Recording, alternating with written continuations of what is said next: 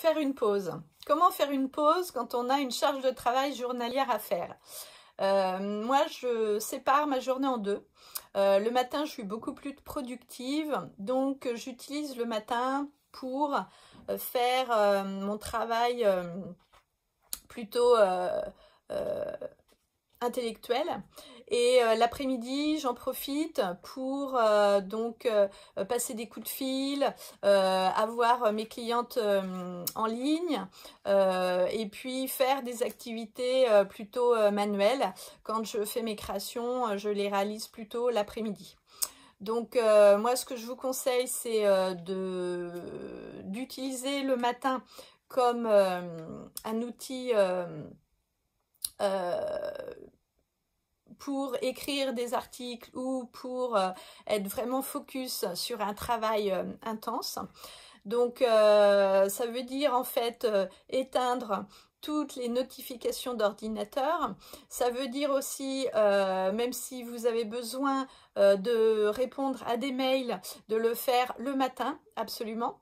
Et puis ça demande aussi une organisation et une rigueur.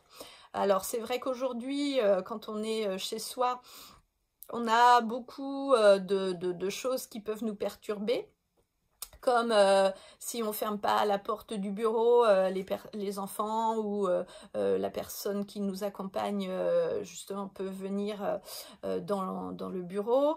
Donc ça, c'est très important de vraiment demander autour de soi, d'avoir un temps pour soi et d'être disponible à vous-même vraiment dans ce laps de temps.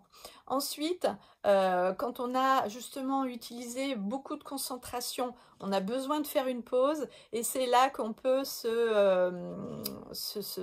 faire des pauses avec les personnes qui nous entourent et que l'on côtoie. Donc moi, ce que j'avais appris, c'est que en fait on met 20 minutes quand on est dérangé à reprendre notre concentration. Donc aujourd'hui, n'hésitez pas à faire des pauses, mais vraiment soyez attentifs à votre temps de travail, qu'il soit bénéfique et vraiment optimum pour vous. Donc si vous connaissez ma chaîne YouTube, c'est bien, sinon vous pouvez vous abonner, et je vous propose aussi un programme sur mon blog. Je mets le blog en lien sous cette vidéo. Alors à très vite.